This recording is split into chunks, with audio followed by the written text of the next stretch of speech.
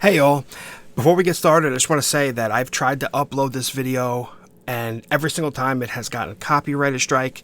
It seems that with the UFC and fights and boxing, they have very strict rules about what you can post, and they quickly get copyrighted striked and completely blocked. This is my third try. I am cutting all pictures and all clips out and because I want to get the video up there, and I'll leave a link down below to go see this incredible Masvidal retirement speech, because if you haven't seen it, you gotta see it. The crowd's reaction in the end is extremely telling. So, this is also a great time to point out that you can watch this video over on Rumble, all right? The Common Sense Custodian. Go check it out. I'll leave a link to that as well down below to my Rumble page. The original video, how I originally planned it to be with the regular reaction type video, is there, uploaded there. Here I have to do it a little bit differently, so go follow me on Rumble, the Common Sense Custodian. Let's get back to it. That being said, here's the video that I had to completely break down and edit, kind of weird, but I'm putting it out there anyway.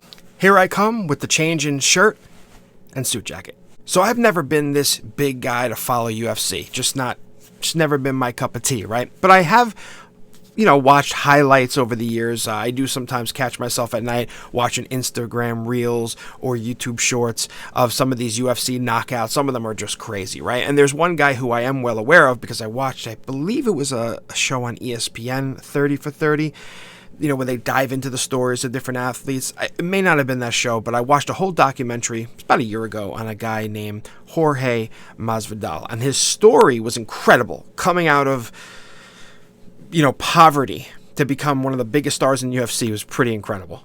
But what's amazing about him too is he doesn't care. He says what's on his mind, and that's that. He'll say it bluntly, whatever the case may be. Well, he just had his final fight. You may know him, by the way, from his flying crane kick, fastest knockout in UFC history. It's the craziest thing ever. That really vaulted him to stardom.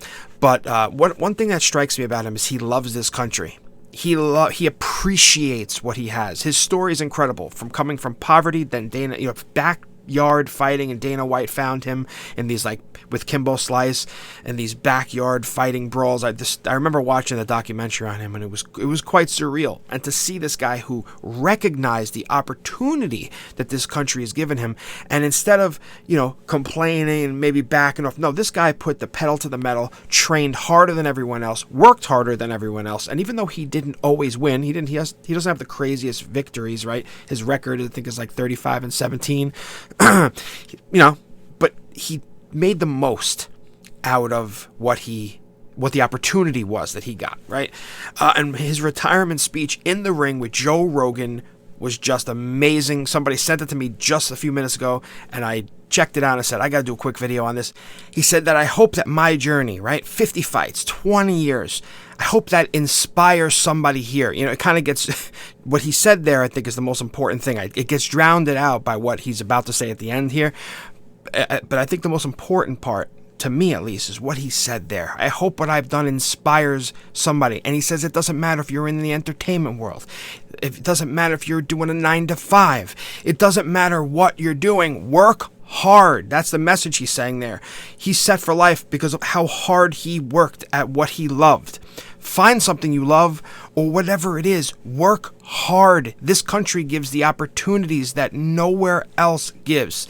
I love that message. I hope what happens here inspires somebody out there. He points at the crowd to do the same. Man, that's powerful. Let's hear the end of it. It's amazing to see the entire crowd chanting that, right? What comes to mind is the word bravery.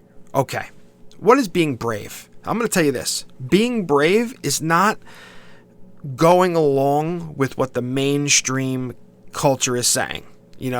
What being brave is going against, being counterculture, going against what the mainstream media and culture is saying. Okay, so that, in my opinion, I couldn't believe he said that. That was a brave move on his part, and wow, did the entire audience, you can hear, it's got to be about 20,000 people there, I'll guesstimate, maybe more, chanting along with him.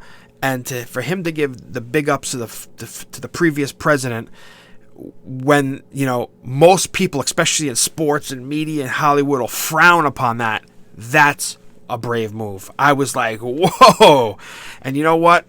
Man, that's a lesson in bravery. I'm not afraid to say what I feel. And I love what he said about freedom. Let's keep Florida free. And that's one of the reasons why I do this channel, is we got to keep this country free. We don't want to lose it. We are on the verge. You always love something more when it's about to be taken away. And that's kind of how what I feel about this country and the censorship and how they're cracking down on so much of dissenting viewpoints. Listen, I don't care. Anybody can have whatever view they want. We should just all be allowed to say them and speak them and not be, secretly shadow banned or hidden. I'm not down with that. So yeah, I just thought it was very brave for him to get up there on such a big stage on his retirement thing, and he says, big up to the best president, he said, and then he gets the chant going in the crowd. Crazy. He's got balls. Masvidal he's got balls. You got to say that. Guys, I'll catch you in the next one.